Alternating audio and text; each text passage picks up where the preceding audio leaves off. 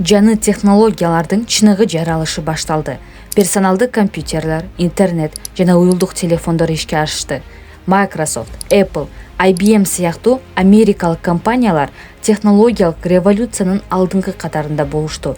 Интернеттин жардамы менен дүйнө көбүрөөк байланышта болуп калды. Америка эл аралык соода келишимдерин колдонгон. 1995-жылы бүткүл дүйнөлүк соода уюмунун түзүлүшү негизги окуялардын бири болду. Ал АКШга жана башка өлкөлөргө соода жана товар алмашуунун жеңилдетүүгө мүмкүндүк берди.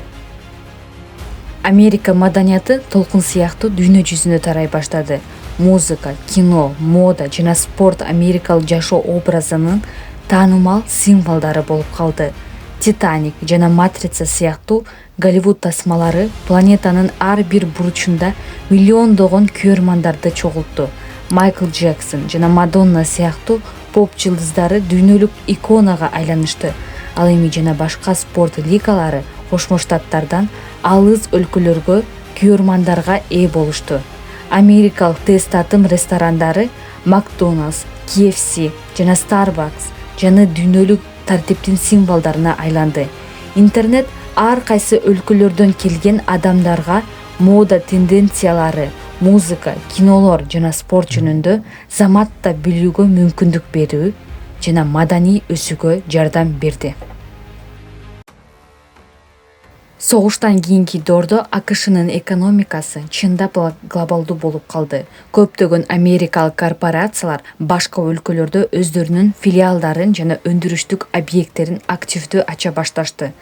АКШ доллары дүйнөлүк негизги резервдик валюта бойдон кала берди. Бул АКШнын экономикалык рычагына, глобалдык экономикага таасир тийгизди. Доллар өзүнүн туруктуулугунан улам эл аралык соода келишимдеринин негизи болуп калды. Ал эми АКШнын каржы рыноктары глобалдык экономиканын борборуна айланды. 1990-жылдары Америка технологиялык революциянын алдыңкы катарында болду. Amazon жана Google сыяктуу компаниялар пайда болуп, алар жакында эле элестете албаган жаңы кызматтарды сунуштады. Facebook, кийинчерээк Twitter жана Instagram сыяктуу социалдык медиа платформалары адамдарга дүйнө жүзү боюнча эркин баарлашууга, жаңылыктар менен бөлүшүүгө жана сүйлөө мүмкүнчүлүгүн берди. 2001-жылдын 11-сентябрдагы кайгылуу окуялардан кийин Америка дүйнөлүк супер держава статусун экономикалык күчү жана маданияты менен гана эмес, аскердик катышуусу да тастыктаган жаңы доорго кирди. Бул окуялар Америка саясаты, маданияты жана технологиясы үчүн бурулуш учуру болду. Эл аралык соода борборуна жана Пентагонго жасалган чабуулдардан кийин Америка болуп көрбөгөндөй коркунучка туш болду. Ал эл аралык терроризмге президент Джордж Буш терроризмге каршы согуш жарыялап, АКШ террордук тармактарды жок кылуу жана андан аркы чабуулдарды болтурбоо үчүн масштабтуу аскердик операцияларды баштады. 2001-жылы АКШ Афганистанга басып кирип, Талибан режимин кулатып, Ал-Каид террордук уюмун куугунтуктаган. Америка дээрлик 20 жылдан бери Афганистанга жетируктуу өкмөттү орнотууга жана террорчулардын бийликке кайтып келишине тоскоолдук кылууга аракет кылып келет. 2003-жылы Ирак согушу башталганда диктатор Саддам Хусейнди массалык кыргын салуучу куралдары бар деген шылтоо менен кулатуу аракети башталды. АКШ чет өлкөгө канчалык алыс бара алат деген сындуу жана талаш тартышты жаратты. Бул аскердик компаниялар Американын дүйнөлүк полиция кызматкери статусун бекемдеди. Өлкө өзүнүн позициясын бекемдөө үчүн дүйнө жүзү боюнча өзүнүн аскердик базасын жайгаштырды жана эл аралык альянстардын, анын ичинде НАТО жана эки тараптуу альянстардын системасын түздү. Бирок бул согуштардын экономикалык жана гуманитардык жактан Кошмо Штаттар глобалдык стабилдүүлүктү кантип сактоого тийиш деген суроолорду жаратты. Ошол эле учурда Америка дүйнөнү кескин өзгөрткөн технологиялык инновациялар боюнча келе жатты. Калифорниядагы Силикон өрөнү глобалдык өнүгүүнүн борбору болуп калды. Дүйнөгө Google, Apple, Facebook, Amazon жана Tesla сыяктуу компанияларды берди. Бул жер санариптик революциянын символуна айланды. Анын аркасында компьютерлер, смартфондор жана интернет күнүмдүк турмушка айланды. Бул технологиялык гиганттар күндөлүк жашоонун, экономиканы жана маданиятты өзгөртүп, дүйнөнүн ар бир бурчунда Американын таасирин кеңейтти. Ири маалымат базарлары, технологиялары, социалдык тармактар жана жасалма интеллект америкалык инновациялардын аркасында ишке ашты. Facebook, Instagram жана Twitter ар кайсы өлкөлөрдөн адамдарды бириктирип, сөз жана сөз эркиндигинин америкалык баалуулуктарын жыйылткан глобалдуу платформага айланды. Кошмо Штаттардын технологиялык үстүмдүгү анын экономикасын гана бириктирбестен эл аралык аренадагы таасирин да кеңейтти.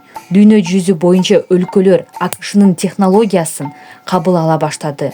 Бул АКШны глобалдык коопсуздук, маалымат технологиялары жана маалыматтарды коргоо боюнча негизги оюнчуга айландырды. Бирок бул жетекчилик кыйынчылыктарды да алып келди. Социалдык тармактардын коомдук пикирге тийгизген таасири жана технологияларды жөнгө салуудагы Кошмо Штаттардын ролу 21-кылымдын маанилүү темаларына айланды. 21-кылымда бул статус жаны чакырыктарга туш болду. Анын ичинде ички карама-каршылыктар, өсүп жаткан экономикалык жана социалдык көйгөйлөр жана жаны башка атаандашы бул Кытай. Америка өзүнүн лидерлигин жоготобу? Көпчүлүк Кошмо Штаттар ушундай тез өзгөрүп жаткан дүйнөгүдө өзүнүн глобалдык лидерлигин сактап кала алабы деп ойлоп жатышат. 21-кылымдын чакырыктары ички саясий конфликттер жана экономикалык кыйынчылыктар. Ички маселеде Америка терең социалдык ажырымдарга туш болууда. Экономикалык жактан Кошмо Штаттар да олуттуу таасирлерди башынан өткөрдү. 2008-жылкы каржы кризис ипотека башталган глобалдык экономиканы төмөндөттү жана АКШнын каржы мекемелерине болгон ишенимди төмөндөттү. Миллиондогон америкалыктар үйлөрүнөн жана акчаларынан ажырашты. Дүйнөлүк экономика бир нече жылдар бою кризистин кесепеттери менен күрөшүүгө аргасыз болду. Кийинчерээк 2020-жылы COVID-19 пандемиясы саламаттыкты сактоо жана социалдык коргоо системасын реформалоо зарылдыгын баса белгилеп, экономикалык жана социалдык көйгөйлөрдү ого бетер күчөттү. Америка ички кыйынчылыктарга туш болгондо, Кытай дүйнөлүк аренада позициясын бекемдеди. Глобалдык супердержаванын ролун көбөйтүп бара жатат. Акыркы бир нече 10 жылдыкта Кытай агрардык өлкөдөн өнөр жай гигантына жана дүйнөдөгү эң ири экономикага айланып, экономикалык өсүшкө жетишти. Ал технологияга жана аскердик күчкө чоң инвестиция жумшап, анын таасири бардык континенттерде сезиле баштады. АКШ менен Кытайдын ортосундагы карама-каршылыктын негизги тармактарынын бири технологиялык чөйрө болуп калды. Huawei, Alibaba жана Tencent сыяктуу Кытай компаниялары америкалык технологиялык гиганттардын глобалдык атаандаштарына айланды. Мындан тышкары Кытай жасалма интеллект, кванттык эсептөө жана 5G технологиялары боюнча өзүнүн изилдөөлөрүн жана иштеп чыгууларын тездик менен өнүктүрүүдө. Америка Кытай компанияларынын ишмердүүлүгүн улуттук коопсуздукка коркунуч тудурушу мүмкүн деген ырастоо менен санкцияларды киргизе баштады. Бул санкциялар жана чектөөлөр эки өлкөнүн ортосундагы кеңири соода согушунун бир бөлүгү болуп калды. АКШ да өзүнүн технологиялык компанияларын коргоого жана инновацияларды жаатында алдыңкы позициясын сактоого умтулган. Бирок Кытай экономикасы жана аны менен кошо илимий жана технологиялык мүмкүнчүлүктөр өсүүнү уланткан. Көпчүлүк байкоочулар үчүн Америка дагы эле күчтүү империя. бирок анын пайдубалы туруксуз болуп калды. Бүгүнкү күндө Америка өзүнүн жумшак күчүнө жана маданий таасирине гана таяна албайт. Анткени башка өлкөлөр өздөрүнүн өнүгүү моделдерин жана маданий баалуулуктарын тандап алышат.